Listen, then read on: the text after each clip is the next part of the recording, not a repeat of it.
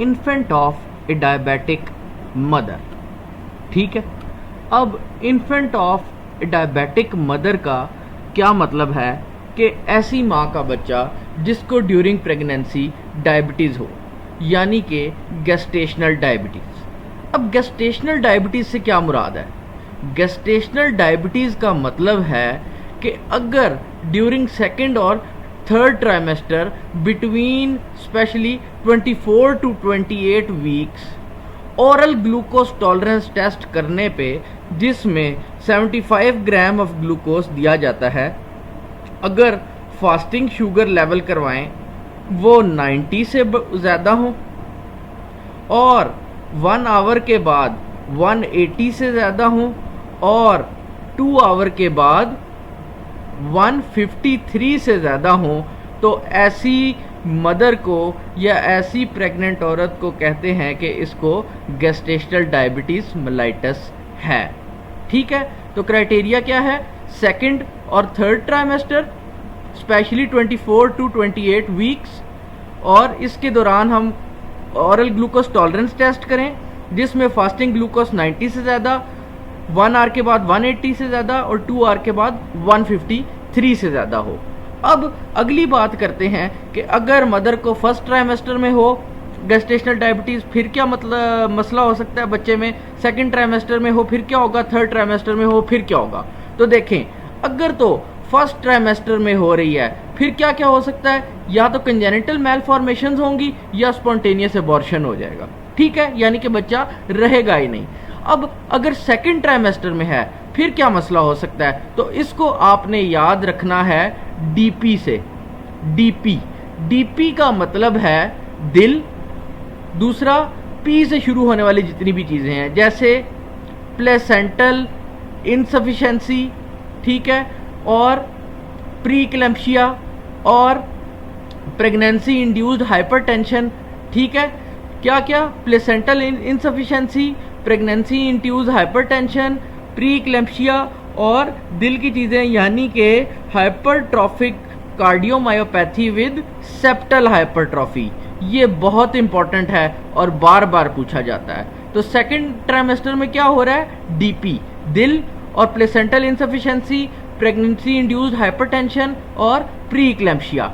ठीक है, बाकी minor congenital anomalies, foetal loss, ये हर जगह पे हो सकता है। देख लें, यहाँ पे भी स्पॉन्टेनियस अर्ली अबॉर्शन है, यहाँ पे भी फीटल लॉस। ठीक है, फर्स्ट ट्राइमेस्टर में major congenital malformation, second trimester में डीपी। अब आ जाते हैं थर्ड ट्राइमेस्टर में।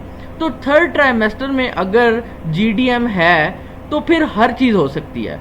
ठीक है, वो कैसे? वो ऐसे कि सबसे पहले तो बच्चा बहुत बड़ा हो जाएगा। ठीक है, ये अब हम आगे डिस्कस करेंगे कि कैसे बड़ा हो जाता है, बट अभी हम सिर्फ थर्ड ट्राइमेस्टर पे हैं। बच्चा बहुत ज़्यादा बड़ा हो जाता है। जब बच्चा बहुत ज़्यादा बड़ा हो जाता है तो प्लेसेंटा उसको पूरी न्यूट्रिशन नहीं दे सकता। जब प्लेसेंटा उसको पूरी न्यूट्रिशन नहीं देगा तो उसका एस्फिक्सिया होगा। जब एस्फिक्सिया होगा तो एरिथ्रोपोइटिन ज़्यादा होगा और ज़्यादा आरबीसीज बनेंगे। जब ज़्यादा आरबीसीज बनेंगे तो एज अ रिज़ल्ट क्या क्या होगा? हाइपर, जब वो बाद में टूटेंगे तो हाइपर बिलिरुबिनीमिया होगा। जब ज़्यादा आरबीसी बनेंगे तो पॉलीसाइथीमिया होगा, हाइपर विस्कोसिटी होगी।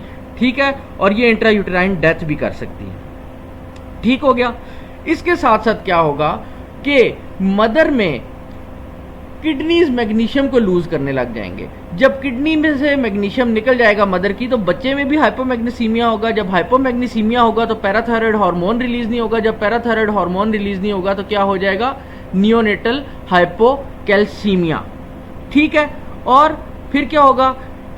मदर से ग्लूकोज तो बच्चे में चला जाता है प्लेसेंटा से, इंसुलिन नहीं जाती। एज अ रिजल्ट क्या होगा?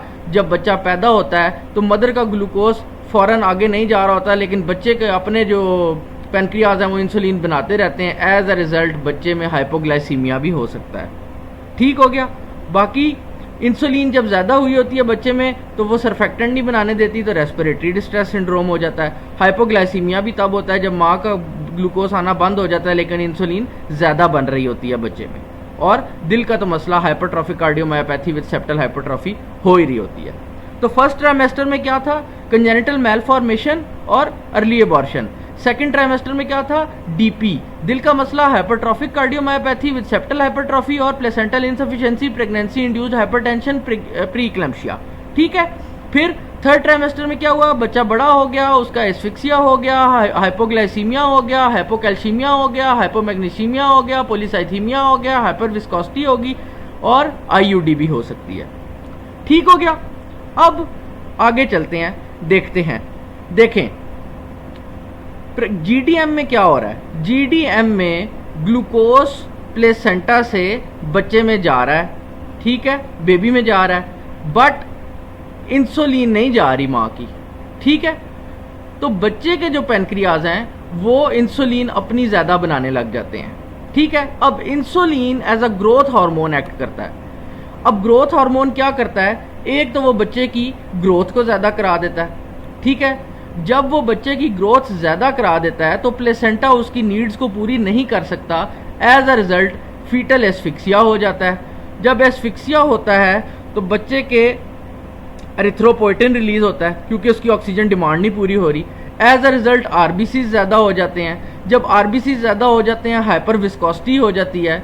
जब हाइपर विस्कोसिटी हो जाती है तो बच्चे के अंदर रीनल वेन थ्रोम्बोसिस हो सकती है। ठीक है, और इसके बाद जब बच्चा पैदा हो जाता है तो यही ज़्यादा आरबीसी जब टूटते हैं तो हाइपर बिलीरुबिनीमिया हो सकता है। ठीक है, हाइपर बिलीरुबिनीमिया हो सकता है। उसके बाद बच्चे के अंदर जो दिल के डिफेक्ट्स हैं, जैसे क्या क्या, सबसे पहले ये बच्चे का दिल बना हुआ है, ठीक है, तो VSDs हो सकते हैं, transposition of the great arteries हो सकती है, ट्रंकस आर्टीरियोसिस सिंगल बड़ी आर्टरी निकल सकती है। ठीक हो गया, सेप्टल हाइपरट्रॉफी हो सकती है जो कि किसी भी वेंट्रिकल का आउटलेट ब्लॉक कर सकती है। ठीक हो गया, और हाइपरट्रॉफिक कार्डियोमायोपैथी हो सकती है। ठीक हो गया।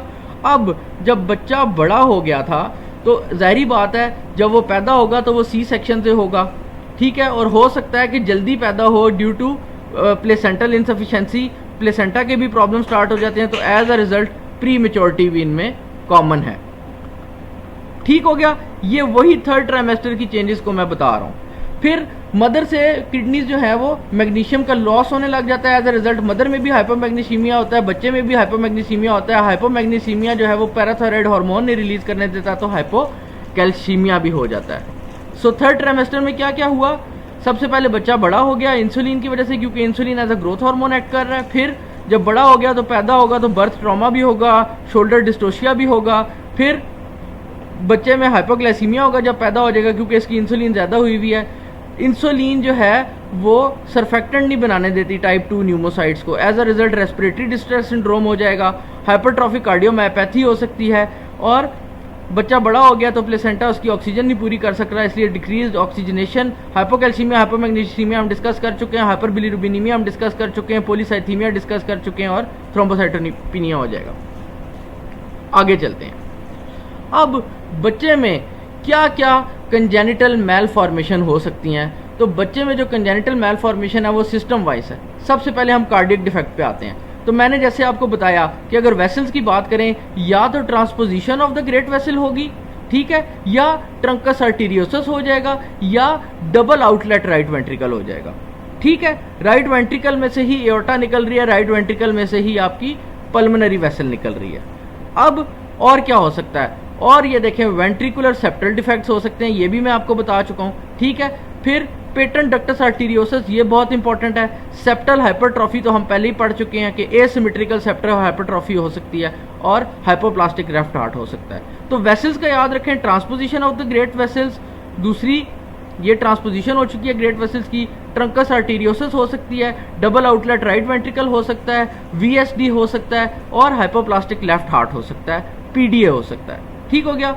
रीनल डिफेक्ट्स में रीनल एजेनेसिस हो सकती है, ठीक है, या फिर डुप्लीकेशन ऑफ यूरिटर हो सकता है, या हाइड्रोनेफ्रोसिस हो सकती है। रीनल में क्या हो सकता है, renal vein thrombosis hyper viscosity की वजह से, ठीक है, रीनल एजेनेसिस हो सकती है, और यूरिटर की डुप्लीकेशन। अब ये बहुत इंपॉर्टेंट है, GIT में स्मॉल लेफ्ट कोलोन सिंड्रोम, ये एक्सरे आता है जिसमें कोलन आपकी बिल्कुल ऐसे पतली सी दिखाते हैं, ऊपर बड़ी है और इधर आके आखिर में बिल्कुल ऐसे पतली सी है, तो this is small left colon syndrome, ये लाजमी चेक करना है एक्सरे में, ठीक है। डियोडेनल एट्रीजिया, इम्परफोरेट एनस या एनोरेक्टल एट्रीजिया, तो जीआईटी में याद रखें हाइपोप्लास्टिक कोलन, ठीक है, स्मॉल लेफ्ट कॉलन सिंड्रोम या हाइपोप्लास्टिक कोलन, ठीक है, डियोडेनल एट्रीजिया और इम्परफोरेट एनस, बस ये दोनों याद रख लें। न्यूरोलॉजिकल डिफेक्ट्स में आपके neural tube defects, anencephaly, microcephaly. Skeletal defects में आपके पास कॉर्डल रिग्रेशन सिंड्रोम, ये इंपॉर्टेंट है, ठीक है। आई की क्या चेंजेस हैं, एक तो माइक्रोफ्थेल्मोस हो सकता है, ठीक है, और optic nerve hypoplasia, lens opacities, microphthalmos, optic nerve hypoplasia. तो दोबारा से रिपीट करेंगे, दिल में आपकी वेसल्स में आ जाता है truncus arteriosus, transposition of great arteries, PDA, और राइट वेंट्रिकल से दो निकल रही हैं आपकी double outlet, left heart hypoplastic, hypertrophic cardiomyopathy, septal hypertrophy, renal में renal vein thrombosis, renal agenesis और यूरेटर डुप्लीकेशन, जीआईटी में small left colon syndrome, duodenal atresia, imperforate anus, ठीक है। स्केलेटल डिफेक्ट्स में आप कॉर्डल रिग्रेशन सिंड्रोम, आई में small जो है माइक्रोथैलमस और ऑप्टिक नर्व हाइपोप्लेजिया, ये सारी चेंजेस होती हैं, ठीक है। अब क्लिनिकल प्रेजेंटेशन कैसी होगी, जब बच्चा पैदा होगा या तो वो लार्ज गेस्टेशनल एज का होगा या तो फिर यूट्रोप्लेसेंटल इनसफिशिएंसी की वजह से स्मॉल होगा, मोस्टली लार्ज होता है, ठीक हो गया। और उसके बाद क्या होगा, जब बच्चा बड़ा होगा तो क्या हो सकता है, शोल्डर डिस्टोशिया हो सकता है, ट्रॉमा हो सकता है during delivery. After birth most important जो है ना हाइपोग्लाइसीमिया, ठीक है, ये first 6 to 12 hour after birth में प्रेजेंट करेगा, बच्चे को जिटरीनेस हो सकती है 24 घंटे में या 24 घंटे के बाद ड्यू टू हाइपोकैल्सीमिया और hypomagnesaemia. Science of respiratory distress हो सकते हैं, क्यों, क्योंकि आपका सरफेक्टेंट नहीं बना हुआ। कार्डियक डिजीज हो सकती है जो कि कार्डियक शैडो एक्सरे पे बड़ा नजर आ सकता है, ठीक है, या फिर ग्रॉस कंजेनिटल एनोमलीज आप देख सकते हैं। स्मॉल लेफ्ट कॉलन सिंड्रोम बहुत इंपॉर्टेंट है, बार बार IMM में पूछते हैं। अच्छा, अब अगली बात, हमने टेस्ट कौन कौन से इंपॉर्टेंट कराने हैं, तो सबसे पहले आप करवाएंगे ग्लूकोज एट 0, 3, 6, 12 और 18 और 24 आवर्स पे, ठीक है। 48 आवर्स तक हमें मॉनिटरिंग करनी चाहिए आइडियली, ठीक है। हाइपोग्लाइसीमिया हम किसको कहते हैं, 45 मिलीग्राम से कम। सीरम कैल्शियम लेवल्स आपने चेक कराने हैं। सीरम कैल्शियम लेवल्स जो है ना ये बहुत इंपॉर्टेंट है, क्योंकि इनकी वजह से बच्चा जिटरी हो सकता है, उसको फिट्स हो सकते हैं, हाइपोकैल्शियमिक फिट्स। हेमाटोक्रिट हम क्यों देखते हैं, आरबीसी एरिथ्रोपोइटिन की वजह से ज़्यादा हो गए हैं, ज़्यादा आरबीसी जब टूटेंगे तो बिलिरुबिन लेवल्स भी देखने हैं। बाकी टेस्ट क्या है, ABG, CBC, कल्चर्स वगैरह वगैरह। रेडियोलॉजिकल स्टडीज़ में आप एक्सरे देखेंगे हाइपोप्लास्टिक लेफ्ट कॉलन सिंड्रोम के लिए, ठीक है, और कोई स्केलेटल डिफेक्ट्स के लिए, जैसा कि हमने पहले डिस्कस किए हुए हैं, ठीक हो गया। अब इनकी मैनेजमेंट क्या है, इनिशियल एवेल्युएशन पे आपने सबसे पहले तो करवाया था जी ग्लूकोज चेक करवाई थी, कैल्शियम चेक करवाया था, ABGs करवा के देख ली थी। तो देखना है कि बच्चे को ऑब्जर्व करना है जिटरीनेस के लिए, ट्रेमर्स के लिए, एपनिया के लिए, वीक क्राई या पुअर सक के लिए, ठीक है। उसके बाद फिजिकल एग्जामिनेशन कर लेना है। उसके बाद देखें हाइपोग्लाइसीमिया के लिए आप चेक कर रहे हैं, जॉन्डिस के लिए देख रहे हैं, रीनल, कार्डियक, न्यूरोलॉजिक और GIT डिफेक्ट जो कि हम सारे डिस्कस कर चुके हैं, ठीक हो गया। फिर हाइपोकैल्सीमिया के लिए कैल्शियम रिप्लेसमेंट है, मैग्नीशियम के लिए मैग्नीशियम रिप्लेसमेंट है, ठीक है। फिर RDS के लिए आपको पता ही है, इसकी एक अलग से ट्रीटमेंट है। आगे हाइपरट्रॉफिक कार्डियोमायोपैथी, ठीक है, ये सेल्फ लिमिटिंग है and usually resolve with in the 6 months, ठीक है। थेरेपी क्या है, अगर तो बच्चे को ज़रूरत है मैकेनिकल वेंटिलेशन कर सकते हैं, ठीक है, या फिर बीटा ब्लॉकर्स, ठीक है। डायजॉक्सिन आइनोट्रोपिक सपोर्ट तब दी जाती है जब हार्ट आपका उसकी इजेक्शन फ्रैक्शन कम हो जाए और हार्ट आपका वर्क ना कर रहा हो। हाइपरबिलिरुबिनीमिया की मैनेजमेंट करेंगे। पॉलीसाइथीमिया के लिए क्या कर सकते हैं, या तो ऑब्जर्व करेंगे या फिर एक्सचेंज ट्रांसफ्यूजन की जरूरत होगी तो एक्सचेंज ट्रांसफ्यूजन करेंगे, ठीक है। रीनल वेन थ्रोम्बोसिस के लिए क्या करते हैं, फ्लूइड मैनेजमेंट है, ठीक है। इलेक्ट्रोलाइट्स की मैनेजमेंट, सपोर्टिव थेरेपी। फिर फ्रैक्चर्स के लिए इमोबिलाइजेशन, ब्रेकियल प्लेक्सस की इंजरीज कैसे होती हैं, फिजिकल थेरेपी से ठीक करते हैं। और prognosis, less morbidity and mortality occur with adequate control during the diabetic pregnancy, यही जो है वो इसकी ट्रीटमेंट है, कंट्रोल कंट्रोल कंट्रोल। तो एक बार दोबारा से डिस्कस कर लेंगे फर्स्ट ट्राइमेस्टर, सेकंड ट्राइमेस्टर और थर्ड ट्राइमेस्टर की हम चेंजेस।